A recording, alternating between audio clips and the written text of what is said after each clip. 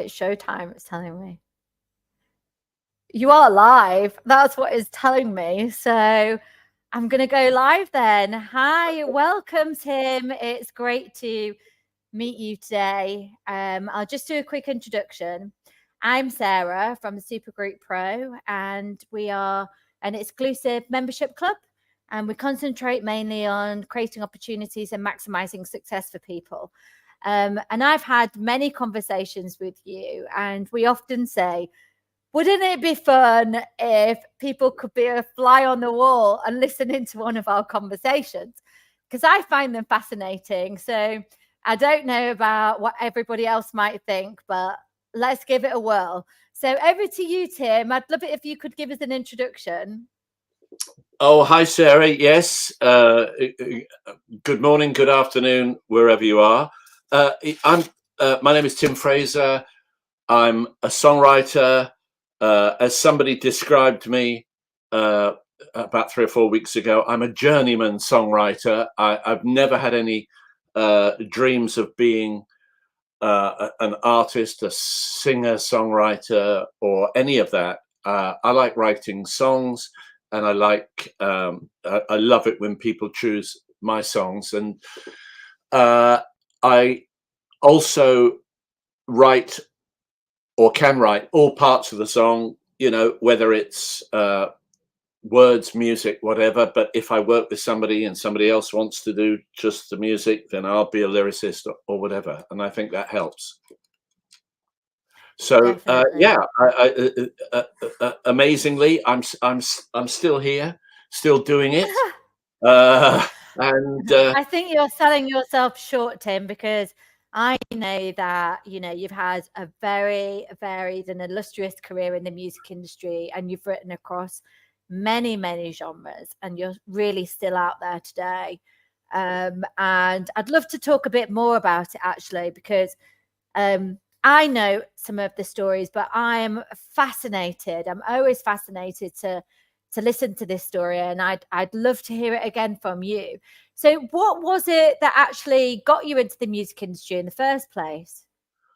Well, I was a late, sort of a late starter and an early finisher, really, because it was kind of what you did. I pestered my parents to get me a guitar when I was about 10, and of course they had no idea. And they bought me a guitar with a very high action, very strong, very heavy strings. And really all it was good for was maybe cutting up cucumber and egg for sandwiches. It was just, I couldn't do anything with it. And so I thought that's how all guitars were until I was about 19, and I bought a sort of classical guitar and found, hey, whoa, this is easy. And had a little bit of a singing duo with a friend of mine from school. We did parties and things like that, but then that morphed into a very loud sort of rock band where I played bass. I switched to bass, and we were signed to a big agency, ultimately signed to a big independent record label, and I hated it. I hated playing live. I just couldn't stand it. I mean, it wasn't so much nerves, but I just suddenly felt that I'd be halfway through the show, and I just felt like I'd come out wearing my pajamas or something. I felt very, Exposed. Yeah. I didn't like it. Vulnerable. Yeah. And so I sort of really, we were always writing our own songs, but all I really wanted to do, I discovered, was just write songs. And if I could avoid all the other stuff, that would be wonderful. And so that's what I did. And I started writing songs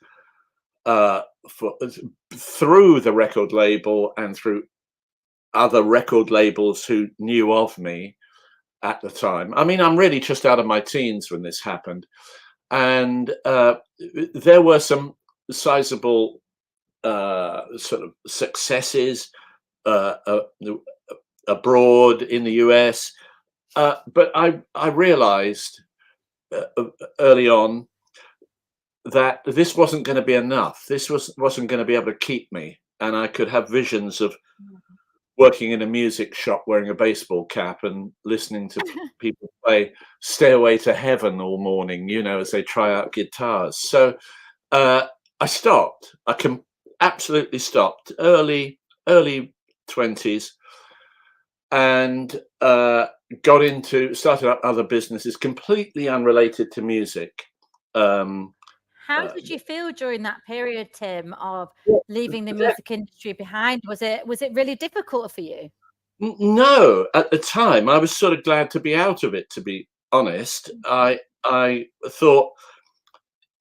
of thought that was a kind of rite of passage, you know, that's what everybody tries and all the rest of it. It didn't stop me being a huge music fan. But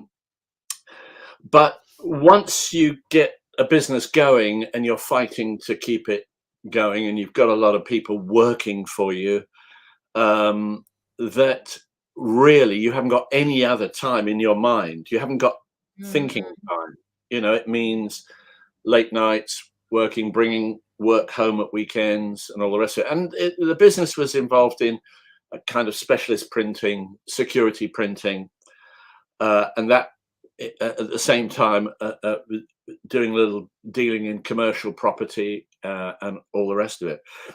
But after I'd done that for way too long, almost a lifetime, I was listening to music of artists that I really admired, and I can remember feeling very sad that and I couldn't quite figure out what it was, and I think I was sad because I felt I wasn't cut out to just be a consumer or listener. I felt I wish I could get back into writing songs.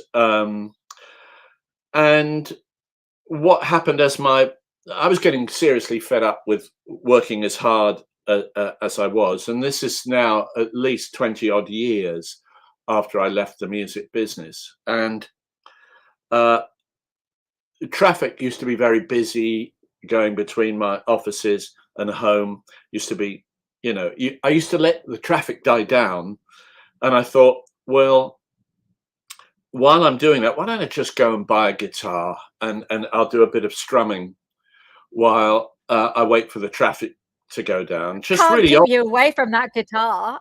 I know. I even now I want to long to pick it up, and I started strumming away, and I thought, well, wait a minute, this is pretty good. I like this, but I didn't know anybody in the industry, no one at all, absolutely no one. And I started writing some songs, and a mutual friend of mine said, "Oh, why don't you take them in to a recording studio that I know, a friend of mine in Hampton, lovely guy." Called Milton Reams James. I think he had a very good career with Cockney Rebel and Steve Harley and all the rest of it. Lovely guy. And of course, a revolution had happened that I realized, you know, you don't have to employ a drummer, and you don't have to employ, the whole idea of bringing a session together with separate musicians to develop your demos. I suddenly realized the possibilities of recording using computer software and so on and so forth. Not completely. There was still a lot of guitars and bass and strumming, but things went very quickly. So I produced, or recorded a few songs, and a friend, I made friends with a guy who was running a record store in Richmond, and he knew everybody, and a lovely guy called Steve Walters. And he said, "Oh, a friend of mine, oh, you've got to come and meet him." "Why is this?" It's he's Terry Britton. He's one of our greatest songwriters, you know, I mean. Wow, Terry Is. Britton. That was just a big, like, chance meeting then. absolutely. And his studio, it was in Richmond. It's walking distance from my office. And I hate that when people say, "Oh, you come with me. He won't mind you coming." And I thought, or I meet him. He's very quiet, but he's recording something for a session he's doing. Wonderful studio, unbelievable studio. And I thought, oh, he doesn't like me intruding. I can tell. I was completely wrong. He just happens to be shy. You know, Oh, bless. so I sat there and I said, it was a Friday afternoon, and I said, well, Terry, I've taken up too much of your time. He said, oh, no, stay a while. I said, no, I got to go back. It's Friday afternoon. It's it's the monthly salaries to pay. And he said, oh no, my friend Steve, our mutual friend, tells me that you've been recording some demos. And I said, yes, but have you got them on you? I said, no. Well, have you got them back at your office? Well, I said, yes, I think I have. Yeah, in the car somewhere, in the footwell of the car. Just so happens. Yeah, well, I didn't want to be in that scenario, suddenly producing a CD. So he said, no, come on, you've got time. It'll only take you 10 minutes each way. Come back. So I thought, so I did bring the stuff in, and he had the most amazing studio room. The actual control room was astounding with the massive speakers. And he started putting the songs on. I think it was something like 4 songs on it. And he started listening. And of course, in my naivete, I started yammering through. Oh, this bit I had to, and he's going, I'm trying to listen. Shut up. And he listened in silence to 4 of the tracks. And I've just felt the atmosphere leave the room. I thought, well, I'm doomed. And he gave me back the CD, and he wasn't saying anything. So I thought, oh, it's anyway. I thought, I can take it. What do you think? I said, I can remember exactly what I said. Should I keep this up? And he said, well, I would if I were you. And I said, why? He said, because it's better than the stuff I've been doing. Oh, wow, Tim, that's amazing. Yeah. So I talk about a double take. Yeah. And it so happened that Terry's next big project was the Tina Turner album 24/7, and it turned out to be really her last album. And everybody, it was all in the music press, how many people wanted to get on that album. The Gibb brothers, Elton wanted one in there. Every professional writer tried to get a song in there. And when Terry started recording with her, in between one of the songs she was recording, her manager, Tina's manager, who always chose Tina's songs, she never chose any songs herself. It was always her manager, Roger Davies. And he was the man who rescued her career when no one wanted to know after the breakup with her violent husband. So they were having a little break, and she was sipping her green tea, and Terry said to both of them, oh, while you're here, a friend of mine has just recorded this. I think this is very nice. And Terry didn't have to do that. But anyway, they played it, and she said, oh, it's a lovely song, Terry, but it's very slow. I think it would be better for Whitney, you see. Yeah. She was gonna. Yeah, that was. This is the stuff of dreams, Tim. You got Whitney on one side and Tina on the other. I mean, I later heard it was, they used to call it On Hold, but the song was sort of on hold for Boys to Men as well. It's and I'm not quite sure how that happened, to be honest. So What anyway, was it about this song, Tim? Because obviously it's a fascinating song. Do you think it just fitted Tina at exactly the right moment? Is it being in the right place at the right time? it is the right place, the right time, and it was so right. Everybody was trying to do big, stompy, Tina, shouty songs. I mean, she's Yeah, done lots of ballads, but they always were quite syncopated. And this was kind of it really is more like what we used to know as soul music, R&B, you know, of that love uh, that. ilk. Exactly, and so do I. And it was, as it turned out, the slowest song she ever recorded in her career, which I'm very proud of. And you know, I've got a little bit of video where she's about to sing it. Well, to cut to the chase, that Roger Davis, her manager, there and then said, "Oh, you're doing that one, Tina." And she said, "Alan, yeah, you're doing that one. You're doing that one. That's great. That's nice. I like it." And then, of course, came a very nervous time because she didn't just do 11 songs. She probably recorded 25, 30 by the time she's done. So I had no publisher, no manager, or whatever. And it made it all the way through. Uh, and what you used to say back then, when you've got songs that people are about to record or recording and you hope they're going to use them, is to say it ain't final till it's vinyl.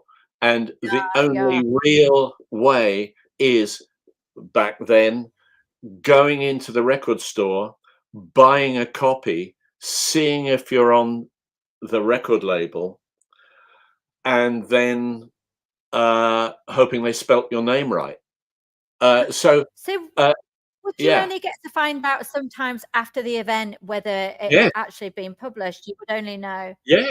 Wow. I just had one earlier on this year where it's a Oh, I singer. remember you saying that to me and Yeah, saying you weren't sure, fingers crossed you didn't wanna, jinx it. yeah. I mean, well, it was one that I've always loved, the singer Jackie Graham, and I've always loved her voice. Um, Beautiful voice. and I said to my co-writer Alan Glass, I said, "Oh, Alan, this is a great song we did. You know, it's a shame nobody's recorded it." And he said, "Sure, they've recorded it. Jackie Graham's recorded it." I said, "Well, when?" "Oh, about a month ago." I said, "What? And you forgot to tell me?" Anyway, that often happens. You kind of know you're on you're getting on the home straight when the record label wants what they call label copy. That's your full name, you know, your PRS and PPL details, and then you think, "Oh, well, this is getting serious now." But you still don't know it's going to happen, because you might get on a European version of the album, but it's not on the global release, or it's Yeah. a bonus track in Germany or something. I didn't care, because whatever happened, it was Tina Turner singing my song.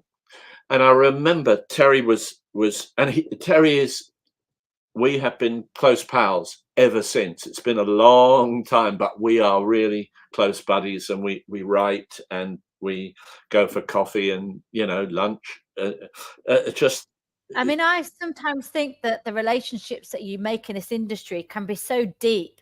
They're so well traveled. And the way you describe a lot of your relationships with, the people around you, I feel that from you, in that they're very deep relationships where you've really traveled together, which, when you describe yourself at the start as a journeyman, I kind of see that. That's the whole kind of story, isn't it, Tim, really? well, it Like is. never forgetting the people that were there. Oh, absolutely. I mean, how I felt when I had my business was, it took up so much of my life that I had my old friends, you know, but in terms of a social life, I didn't have a social life really. It was all work, a family, of course, but it was all work. And now my wife jokes that I've got messy friend build up, you know, like and Oh, when she bless says, her. when you're mentioning Kevin, which Kevin do you mean? Is that Kevin, Kavan? You know, and in terms of the social side of it, of making fantastic friends that last, you know, really lasting friendships, it's the opposite of surface, ephemeral, your Yeah, yeah. 5-minute best friend. It is truly the opposite of that.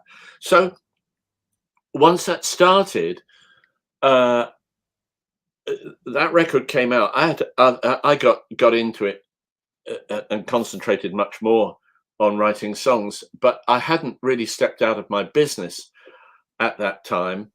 Oh, And I didn't realize that, oh Tim. You were no, still in there, and then yeah, you yeah, would yeah. what was it What? like juggling the two? Was it because I find it very hard to, you know, if I have to go into the creative headspace, it's not always there for me.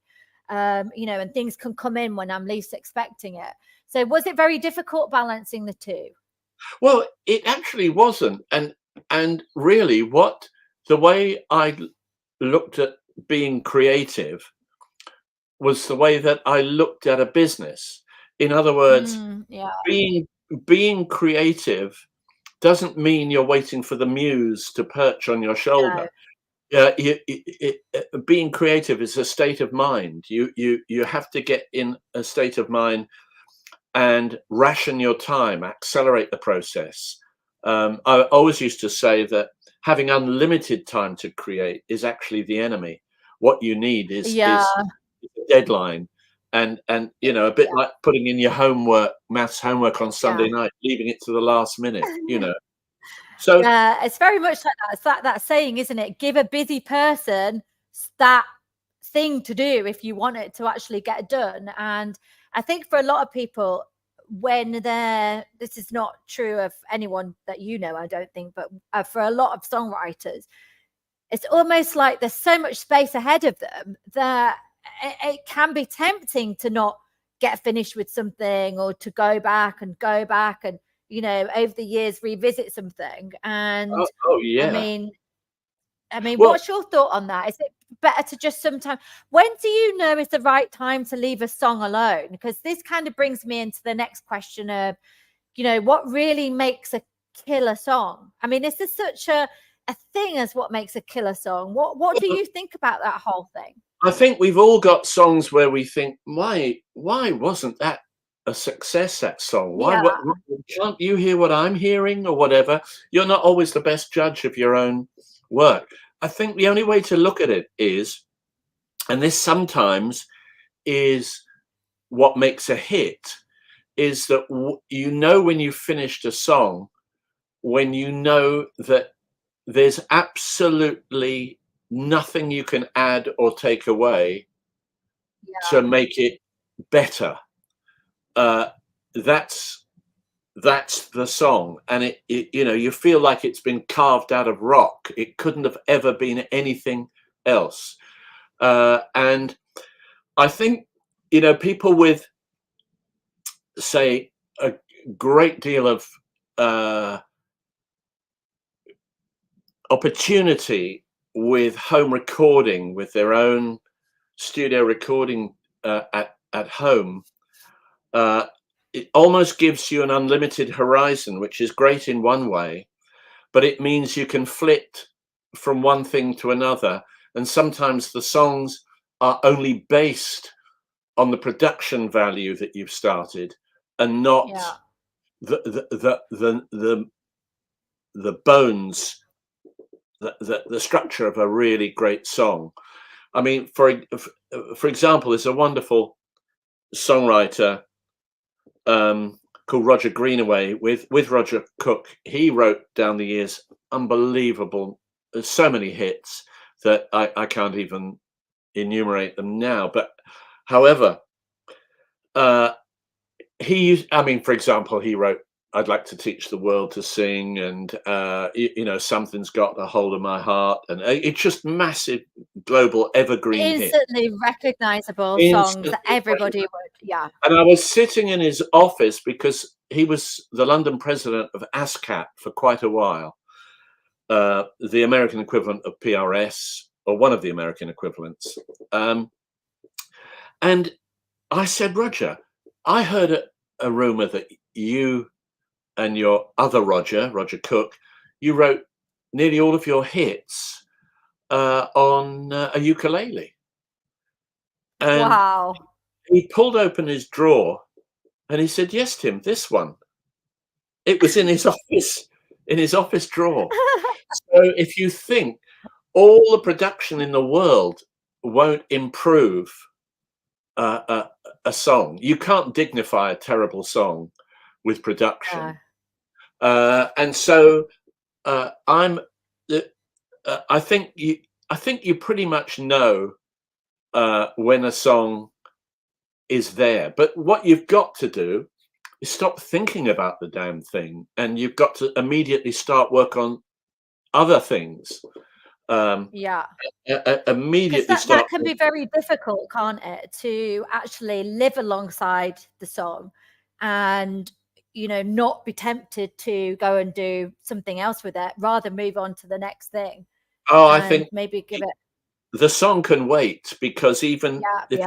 if you really, what everybody needs is a kind of a catalogue of songs, no matter where you are, a catalogue of songs recorded and ready to rock for me, in lots of different genres. I was going to say that because that's one thing that you're really brilliant at. And I come across a lot of people who actually just get stuck writing in one genre, which I think, to get out of your comfort zone and to bring in other kind of inspiration, it's good to go and collaborate with other people and write outside sometimes what you're normally really comfortable with doing. Do you agree with that, Tim? Absolutely, Yeah. 100%. And that, you know, in terms of music, I love everything. Seriously, Yeah. you know, the only, I think, music I can't stand is that fake sort of English Dixieland jazz from the early '60s, which actually makes me feel queasy. However, I've written a lot in Nashville style, you know, R&B, rock. Certainly, love a bit of rock. And I think you've got to be a fan. You've got to be a fan and say, "Oh, I love that record." You know, one minute you might be listening to some Nashville artist, next minute you're listening to the Queens of the Stone Age. You know, I just love it all. And so when I hear something, I set myself a challenge and think, oh, I wonder if I could do that. You know, and sure enough, I've seen some of your songs that have not been published, and the structures of them and some of the lyrics in them are absolutely fascinating. And that you manage somehow to make it so interesting, and it can be the most mundane thing. Well, actually, that actually brings me on to the thought about one of your recent songs that got published and got taken up by The Sweet. oh And yeah. that is a classic line, Tim. And tell me how you came up with that line, actually, because I Well, know, but let's tell our viewers. I've always been. Firstly, the name for everybody is. Well, the band is The Sweet, who were massive in the glam rock days and still can pull in 4,000-5,000 people a night, you know, and tour Germany. And they were looking for a song. I'd already written a demo, and the song is called "Don't Bring Me Water." Now, Love that. I just love that "Don't title. Bring Me Water."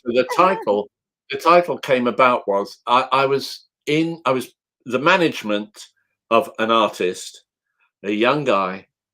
They put me into quite an expensive studio and say, "Oh, the managers, yeah, spend a couple of days writing with our boy." And I thought, that's not that's not the way to do it. You know, he could just as easily come around here, whatever. Anyway, I had a great rock voice, but it was one of those studios where they have different instruments hanging up.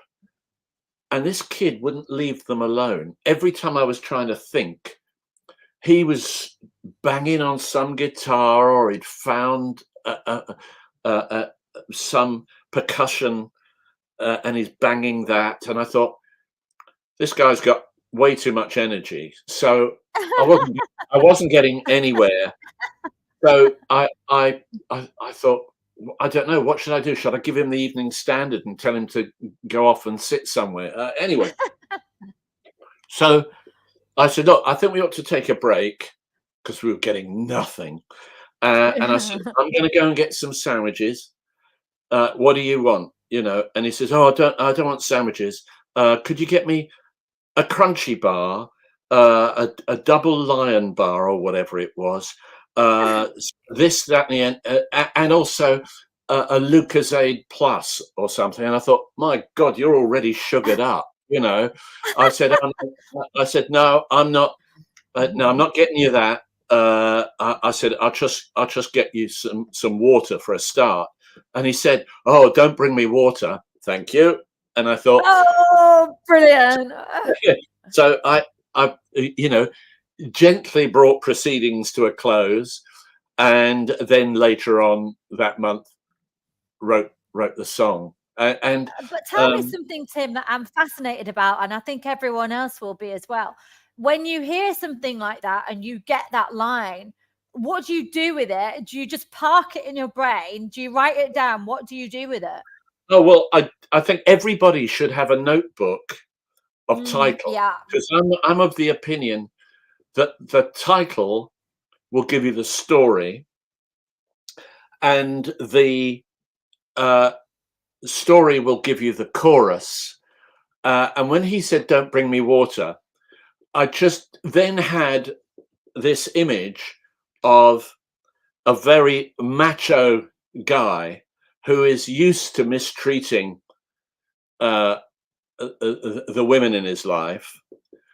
And I thought, wouldn't it be interesting if he realized he'd met his match, and this woman that he had fallen for was actually giving him a nightmare time, because he realizes he deserved it. Good. So it's, don't bring me water, why don't you let me burn? You know, in other words, he's paying the idea of paying a penance for his behavior. So that way it can be sung as macho as you like, because from a female point of view, women listeners would be able to say, good, good, you got it, you know. It's such an earwormy song. When I first heard it, I couldn't get it out of my brain. Like, it really, Tim, it's still with me. In fact, if I was a singer, which you all know out there I'm not, but if I was, I would be going for it now. Well, you know, one of the things with that, I spent a lot of time on the demo, because if you're going to get a rock song across to another artist, it has to sound awfully like the finished article. And so it did incredibly well. I mean, I mean, a band I loved when I was sort of a teenager, I'm able to go along at the end of December and seeing them play in London to a big crowd. Oh, they are, aren't they? Yeah. Aren't they doing quite a big tour, actually? Oh yeah, yeah. They're and it's brilliant. The main guitarist, Andy Scott, what a lovely guy, what a fantastic bloke, and how kind he was when I met him somewhere else, and he came up to me and said, "Oh, Tim, we love your song." I said, "Oh, wow, are you going to do it?" And he said, "Oh, we're halfway through it. Do you want to have a listen?" So he got out his phone, and I had a listen. And I think with a song, sometimes you can't do it every time, but with a song, you've got to try and come up with a twist in the story. You know, I can remember another song that has done really quite well, and people really like it. It's a very much a country song. But in California, where my mother-in-law used to live, on the freeway back into San Francisco, there was a great big furniture company called Levitt's Furniture, and it was This right is by the the. one, Tim. Yeah, It this was song. it was right by the freeway, and I'd be stuck in the ruddy traffic. I thought I picked the wrong time here. It's the rush hour, and the big sign said Levitt's Furniture, make it home. And I just thought, oh, the two concepts behind that statement, about please survive and make it home, and you make a home in a sense, referencing Bacharach and David's "A House Is Not a Home." So that was really a song that could appeal to all sorts of people, because it could be somebody who has a job that takes them away. It has, or at the time, there were an awful lot of young people in the US going off in army fatigues to, God knows where, to fight God knows who.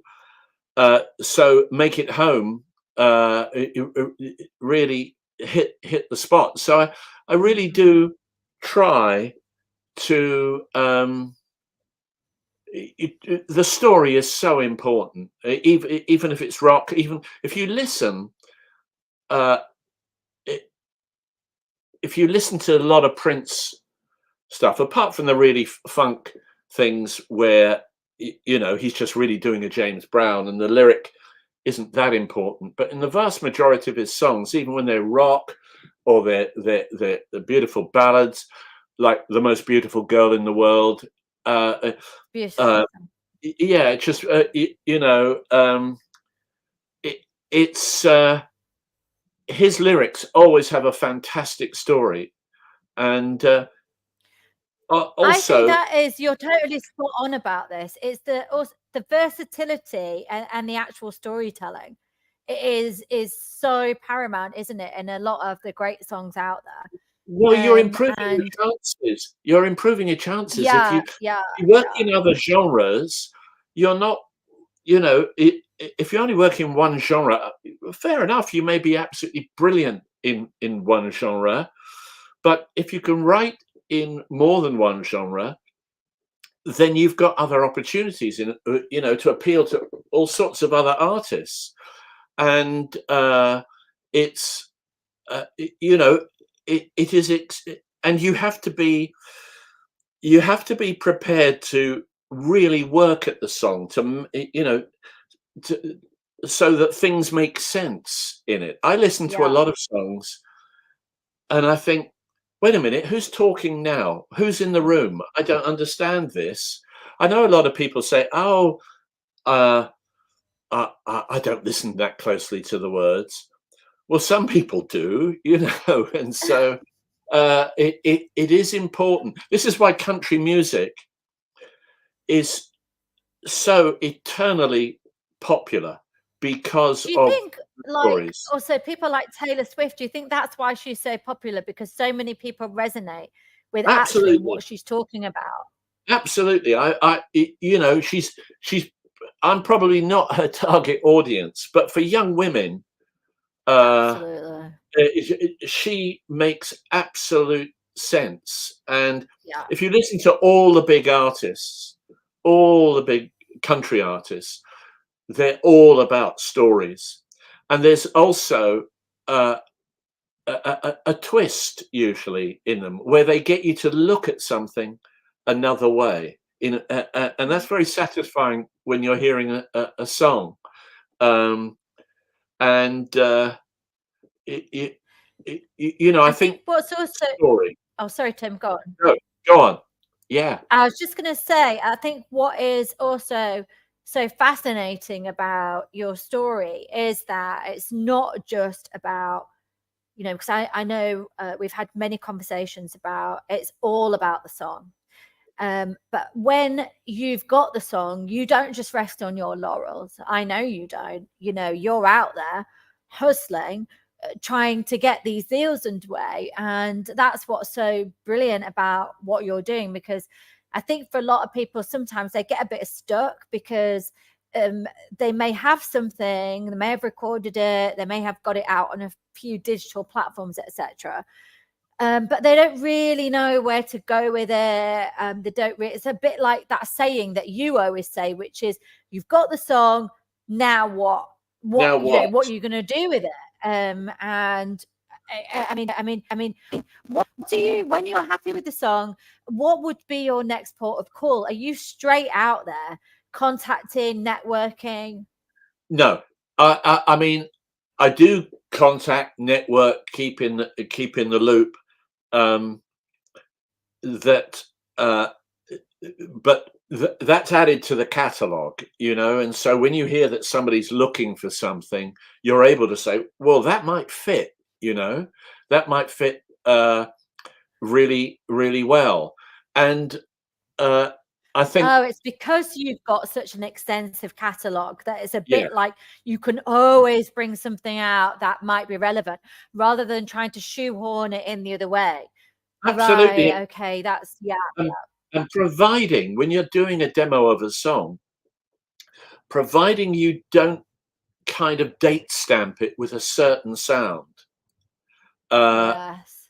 You know, a certain sound may, you know, have uh, a fashion that, you know, you can say, oh, that's very 90s, or that's very, you know, or that's a sort of, Retro. Yeah. that's a sort of retro drum kit that they used, you know, like that awful Roto Tom sound that they used in Ring My Bell. You know, you can ring my bell up. Now Oh no, that's, Tim, I won't get out of my mind now. no, it's The terrible, rest of isn't the it? You know, day. No, don't. well, there is a helpline if it really sticks around. But that tells you that song is okay. It's fun to look at it, but it was dead in the water about 3 or 4 years later. So Yeah. when I make demos, I try to keep them neutral time wise, and I learned that. Apart from Terry Britton, who's an amazing songwriter. I mean, seriously, amazing songwriter. I just hear him fiddling on the guitar, and I say, "What's that?" He says, "I don't know."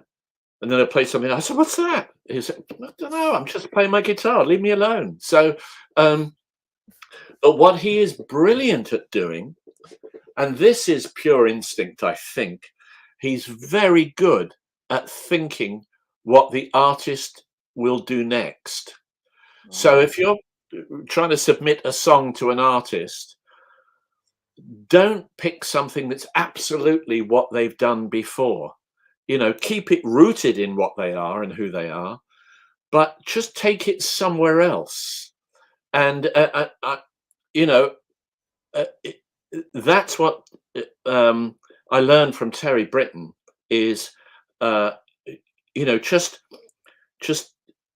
get it to an artist, but then give it something extra so that they'll consider it. I mean, a perfect example of this was Cliff Richard. He had that terrible court case hanging over him for some years, and it nearly killed him. It was all fabricated, and the poor guy, I think, nearly died of the stress of it.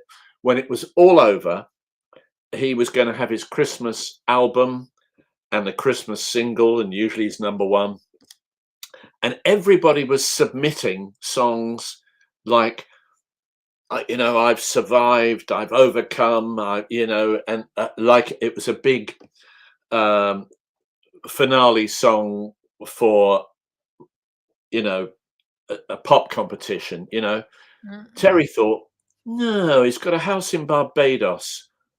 What if it was something slightly spiritual, but with a lovely, almost a Caribbean lilt to it? And when I heard the song, I thought, that doesn't stand a chance. And of course, Because, yeah, we love Cliff, a proper traditional Christmas song, especially in the UK. You know. Cliff loved it because the song was called Rise Up. It was gentle. It sounded like sunshine. It sounded like a new day. It wasn't shouty. it was #1 for Christmas. It was the title of the #1 album, and that ability to stop and think where this artist is going and Yeah. how to steer it. I think, I'm not being a Luddite when I say about people concentrating too much on Spotify, because I think we spoke about the statistic that Yeah. in the Yeah, we've classic. had many conversations, haven't we, Tim, about, the kind of state of the music industry today. Yeah, And yeah. what's your general take on it? Because I know what we've spoken about, but just for everybody else. Well, I th- I think what has happened is that there is still wonderful, inspiring music and fantastic songs as good as the heyday of 60s, 70s, 80s, 90s pop. The quality is great, but it's much smaller. It's not Yeah. mainstream. The mainstream is clogged up with stuff on Spotify, and therefore the really brilliant people are not being able to be heard universally by the public, uh, because there are more new songs added to Spotify in 48 hours than were released in the whole world in all of 1970. I mean, So that is quite a stat. I mean, and yeah, for anyone that's out there trying to compete against that, yeah, it can be really disheartening. But there are so many other ways for you to get seen in the music absolutely, industry. absolutely. Once I did a thing, an interview thing, with Guy Chambers, who had all that success with Robbie Williams, Robbie and Williams, yeah. yeah, and somebody asked him in the room we were holding this talk, uh, what's the secret to having these mega hits? And he was very candid, and he said, first, go and find your unique and dynamic emerging artist. And that, in other words, what I would say to everybody, instead of trying to jig your algorithm on Spotify, uh, you would be much better off wherever you live in Britain, or wherever you live in the world, to go to the local pub and the local bar and find that dynamic new young artist yourself, and Yeah. try and write with them or write for them. You've got so much improved chances of making a go of a song if you have done a little bit of talent spotting yourself. That is And such great advice, Tim. That really is, because there's somebody on Instagram that I follow and I watch all her videos, and she's worked so hard. She's out there busking. yeah, She's really putting herself out there. And I think, wow, great for you. It's so difficult to get over that sometimes. Get yourself out, keep pushing yourself to be out there and be looking for opportunities. But the world is so connected these days that if people are looking for opportunities, I would say it's a lot easier to be looking at some of these people on Instagram and Facebook, and to be maybe approaching them and to see whether they want to do something as a co-write, or they maybe can there's only someone say else no. within your network. Yeah, Exactly. they can only say no, and then people often say when they're trying to break into music or writing particularly, they often say, oh, I wish I could give up my job and just go to a Scottish island for about 6 months and just write. And I say, never ever knock the day job, because if Yeah. you're only producing one great song every 2 months, wow, that's better than 30 useless songs. And that job will pay for you to get that song recorded. And all the things that you learn in your job, the soft skills, salesmanship, how to get on with colleagues, how to treat customers with respect, and so on and so forth. If you work in a shoe shop, being able to upsell, and say, well, we also have the same shoes in brown, would you like to see I've them? also got this song.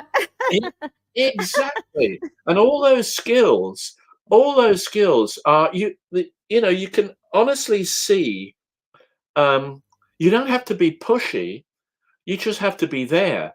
And sometimes, I mean, the weather right here in London this afternoon is absolutely miserable. Typical November, dark, rainy, whatever.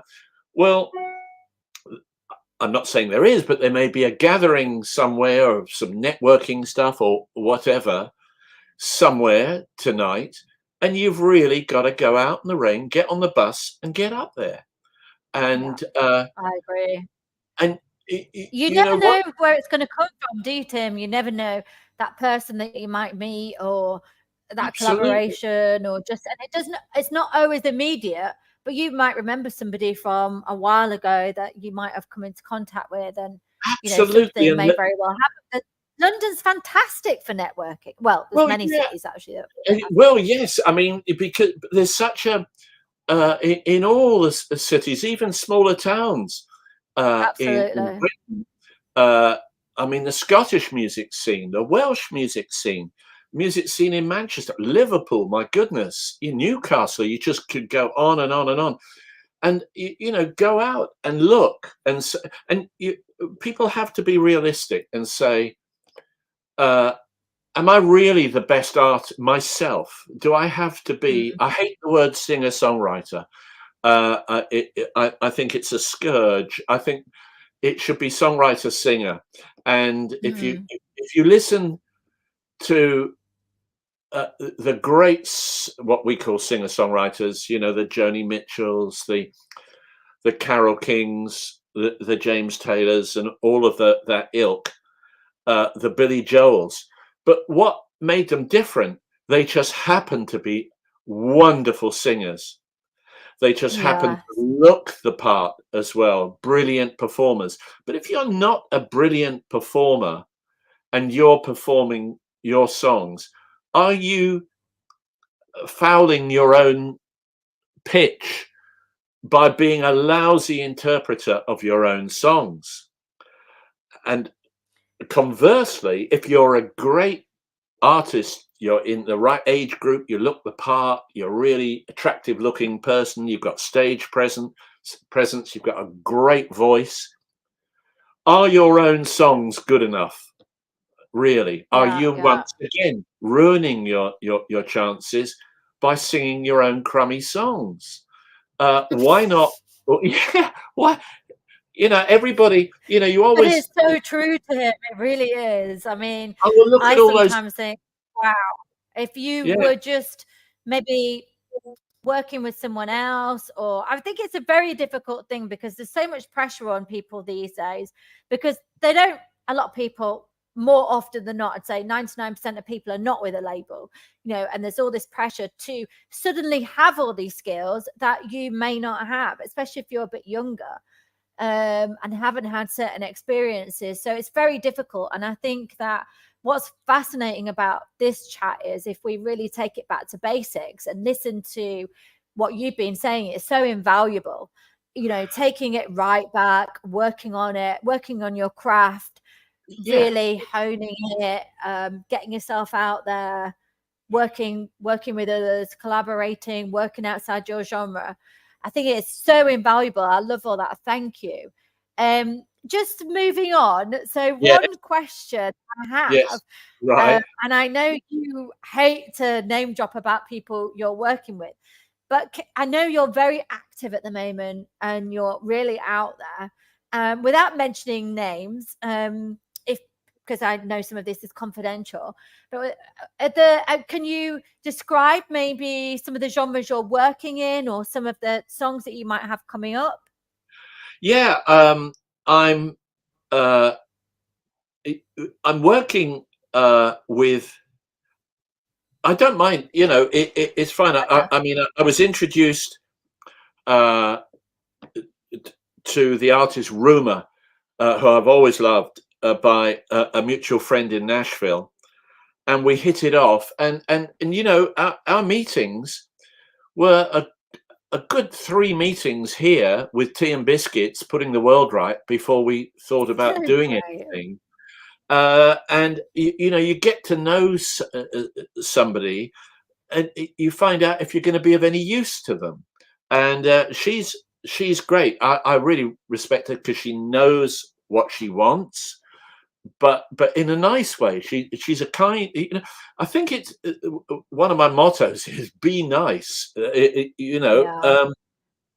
I'm very uh, very honoured to be working with a writer called Richard Kerr, who has had so many hits. But if I just told you one, he wrote Mandy for Barry Manilow, and he's the long tail of his career. He's still having hits with other people doing the songs. So working with him is fantastic. But with him, I'm writing purely as a lyricist, because he's a pianist, and that's fine. I'll do that. Very happy to do that.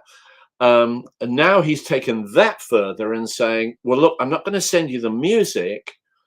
I'm going to ask you to write a lyric that I will put music to, a bit Bernie Taupin like, which has Wow. its own challenges. So I'm working with that. I'm hoping to be working with an amazing guy from Georgia in the US, and Mike Willis. I'm still. I would say every day, looking at virtually every day, is working on stuff with other people. I would say, for me, I can honestly say that no publisher, I mean, I've been signed to publishers, but I've always retained my copyrights. But I can honestly say that no publisher has ever got me a cut, right? So I'm not saying they don't. I'm saying, for me, I've never had a cut from them. I've had to find it myself, and once you start networking, they spread out. So, yeah, I'm writing something that's a sort of very Bonnie Raitt style, with Rumor. It's a lovely, unique style that she's got. She's Can't wait to hear that, Tim. such a superb singer. And her husband is fascinating, Rob Sherrick Barry. He's one of the, I mean, he was musical director for Burt Bacharach for God knows how many years. So it's lovely. But I'm also working with people who are just starting out. It's lovely, and it's still. And I'm working with people from our SuperGroup group of friends, some of whom have never really even written before. But once they concentrate, and I can direct them and say, no, look, go away, forget about all of that, just get on with this. Yeah, I think what you're so great at is bringing out the best in people. And sometimes I think for a lot of writers, you need somebody who can believe in you and bring out the best in your work. I think that's what you really excel at that, Tim, and it's been fantastic that I see you helping so many people, and your generosity it's huge. And one thing I've noticed about you, which unfortunately, in this industry, there's also a lot of people who, I think because they're so desperate to have something happen, they've got into this pattern of, what can I get from you? And actually, it's the other way around. What can I give you, and how can I build my relationship with you? And I know you've just talked about that like a little bit, but is there anything else that you want to maybe add to that, or something around?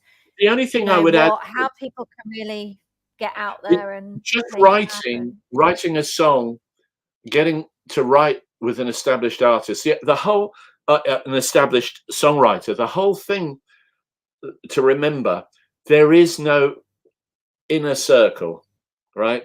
Every time you think you're in an inner circle, there's another more important one above. So you're not, you know, sometimes it's easy to be a songwriter working away and thinking, oh, I don't know anybody. And it feels like a house party in your street and you haven't been invited, you know, but it's not. You've got to make your own circle of friends. Writing with an established writer doesn't guarantee that they're going to be able to get you a cover or a hit. And conversely, don't for a minute think that a really established hit songwriter doesn't want to write with somebody who's never had a hit or never had a serious cover. They do, because that is great for people to know that. Because, you know, everybody, you know, they're looking at somebody, they might be a writer in their 60s and they think, I don't know, what are the kids liking these days? And so they see somebody who's in that world and they say, wow, it's an opportunity for me as well. So people do write, and with complete unknowns. I was with somebody who's, you know, a Grammy winner, 2 Grammys actually, and I said, wow, who did the demo, you know, the vocal on the demo? Oh, it's my grandson's maths teacher. She's great, isn't she? Whoa, really? Yeah. Wow, Great, that's amazing. Yeah. And so to network properly, you have to be out there. But I would say to everybody, go out, and if you're in the pub and there's somebody playing, you know, see if you like them. If you like them, make contact. See if you can't write together. You know, I would also say, don't go down the rabbit hole of being a home producer. This is my personal choice, always has been. If you put me in a big studio, I know how to work the desk. I know how it all works. I've done it for long enough, but I do not have a single bit of computer recording or anything. As you know, I have an old weird old cassette machine. Pen and paper. Pen and told paper. Me. Pen and paper. And bizarrely, I couldn't tell you more than 1 or 2 telephone numbers in the world. I can't remember, you know, like my sister's number or you know, whatever. But I can remember every chord shape and every lyric of everything I've ever written. You know, if you ask me, it's to fascinating. Yeah, and I don't know why that is. Some people maybe shouldn't rely on their memory, but it is important not to lose yourself in saying, oh, I must master this drum programming. Well, what's the point of that? Where's the song going to come from? You would be much better off to find a colleague who is pretty effective as recording from their garage or their spare room, has a really nice setup. Write with them, and together you've got a good producer. Together you can write, and you've got a finished product. But why does everybody keep reproducing studios in their home? I don't seriously understand it. I mean, why spend months learning how to program when those months could have been spent? I think unless you maybe want to collaborate and you've set something up that maybe people can come into, then it's a little bit different. But some of the smaller setups, and it's difficult because maybe you're going to get overwhelmed with the whole choices. You know, think about I've got to do everything, and it's sometimes not possible, is it? As a songwriter, actually, you're part of a wider network, a team, in effect. Now, just a couple of things, Tim, before we end, because this has been so fascinating. Thank you so much. And we've definitely got more than a trilogy coming. We haven't even scratched the surface today. I know. I've got so many more things. I mean, normally our chats are like, you know, our personal chats are like 2 hours. So, and then we're 1 hour in. But what I was going to ask you was, well, a couple of things before we end is just two quick things. One, what is your favorite song? I'm always fascinated by this. Do you actually have one? Oh yeah, no question that it's Waterloo Sunset by the Kinks. I think nothing carries emotion decade after decade. You listen to that song now, and it's like a battery that never runs out. It's always got power. And yeah, the other thing was, it was written by Ray Davies when he was a young man. I mean, might have been 20, 22 when he wrote that, and he wrote it for other young people, and it's so world weary and also a little bit sad, and it's almost as if the emotions are too much for him. And I'm a Londoner born and bred. I absolutely love the city, and so to me it's the perfect song. I couldn't think of a thing I'd change about it. And again, it's the recording of it is like capturing lightning in a bottle. It's just, they caught something there in that. So it would be that, I think, Waterloo Sunset, just for craftsmanship. oh, beautiful. I'm going to listen to that again later. And yeah, I just want to give a quick shout out actually to a couple of people that are online that have just sent in messages.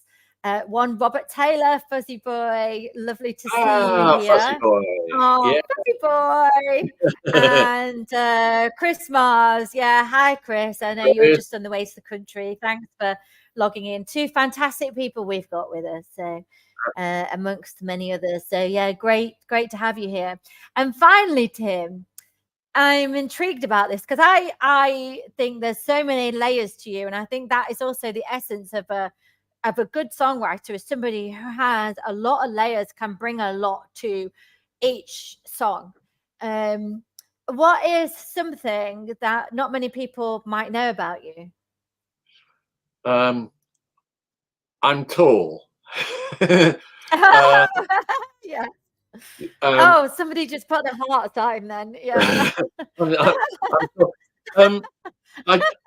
I'm interested in lots of things other than music. As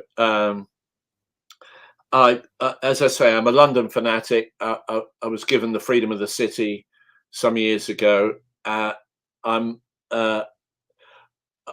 I love history.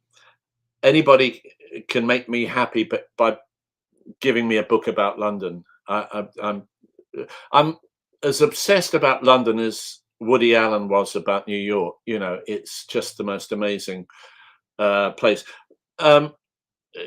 Yeah, I'm very interested in lots of other things. Certainly history, and down the years I've had various patents for inventions that I'm Oh, also yes. ridiculous. It's a sign of an unquiet mind, I think. But the thing that I love about it is the friends I make and continue to make, and they don't drop away. They're still. You can come into a room of people that, and you haven't seen somebody for maybe 3 or 4 years, and it's like, it's fantastic for the You sheer pick straight up fellowship. again, yeah. The fellowship Yeah. of songwriting, the friends you Yeah, yeah. meet. I worked with a young artist. She was only 15 when she came here to write. So, and quite rightly, her mum, while she was doing all these writing dates with songwriters, her mum came as a chaperone, which was absolutely right and proper and great. And I like her mum. And she said, the first thing she said to me was, "Oh, hello, Tim. I suppose we've got to be best friends very quickly. And I just thought, yeah, absolutely, that's how it is. You kind of have to become a best friend to understand what the other person's thinking, because otherwise you won't let go. You'll be too stifled. You'll be too afraid to say things. You've also got to have a thick Yeah. skin, have a very thick skin, because people will say, I don't like that. All right. Yeah, You know, yeah.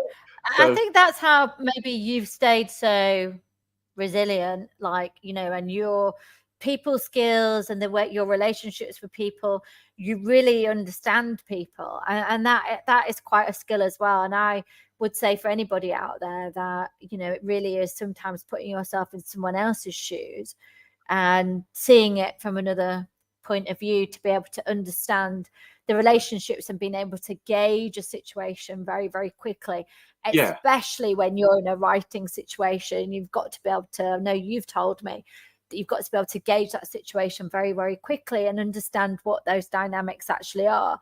And I think the more experience you get, the easier things like that are actually, you're very able to do them. But it's a skill to acquire, really, isn't it? I well, I think. think you've just got to keep your antennae working. If Yeah, if yeah, if yeah, somebody if somebody if an artist, we're going to have our first meeting uh, in a pub, and they said, "Would you mind if I brought my dog?" And I said, "No, bring the dog. I love dogs." And so all the time I was petting the dog and saying, "Yeah, go on, go on. Yeah, I'm listening. Yeah, go on." And I couldn't leave the dog alone. And so it basically says to the other person, this person is simpatico. Of course, if you hate dogs, yeah, I understand. You don't have to pretend to be something you're not.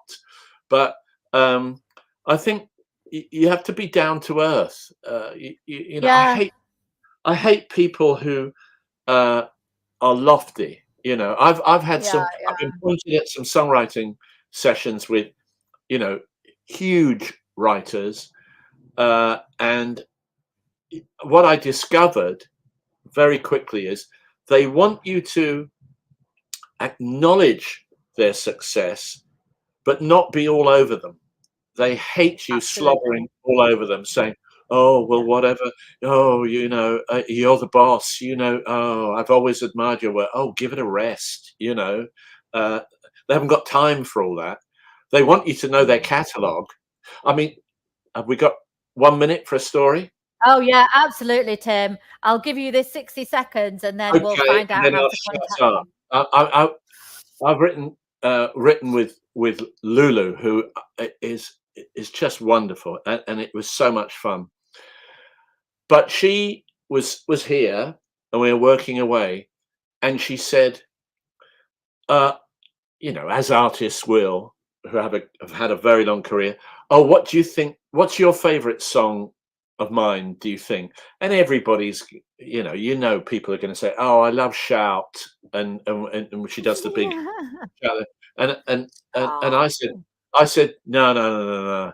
I said it was your 1968 album that you recorded in Muscle Shoals, a song called "Oh Me, Oh My." She went absolutely bananas. She said that's her favorite all-time song. I said, well, it's my favorite all-time song. And I said, I wish you'd do much more of that as well. Um, so, really study the other person, study them, yeah, yeah. understand who you're dealing with, and just have fun. It's supposed to be fun. It is supposed to be fun. I think this is what people forget. And I've loved everything you've had to say today, Tim. And we definitely need to have I mean, Round it's been two. way too long actually, but we need to have another one of these. So, yeah, how can people contact you? I mean, I know how to contact you, but how can people contact you Well, if they want to get in touch with you on Facebook? yeah, Facebook or through SuperGroup Pro, or just contact there, because we talk to each other all the time. Uh, Yeah, yeah, and I love to hear what other people are doing as well. yeah. It's I know love you to. genuinely love that. I mean, it's such a Yeah, nice thing as well to be yeah, interested in other people. So if anyone wants to contact me, it's Sarah at the yeah, supergrouppro.com. And if yeah. anyone's got any questions from this interview that, has come up during the interview, or they'd like some advice from Tim on anything, please do email. And, we'll see if Tim's got the time available to maybe answer a few of them. So, I'll yeah, always sometimes make in time. these.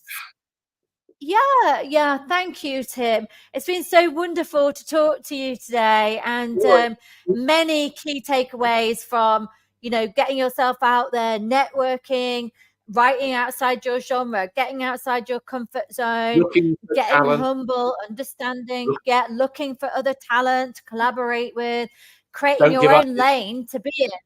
Yeah. Don't give up your day And job, writing lots of different genres. Say yes to everything. Yes to everything, and so will you do another one of these, Tim? hey, what could be better? I'm out of the rain in a warm building talking about myself. What could be better? Oh, I love it. And on that, we're going to say goodbye, good afternoon, Okay. good morning, good night to everybody. And See you next time. yeah, I hope you enjoy this. See you next time. Yeah. Bye. Thank you, Bye. Tim. Bye. Bye. Bye. Bye. Bye.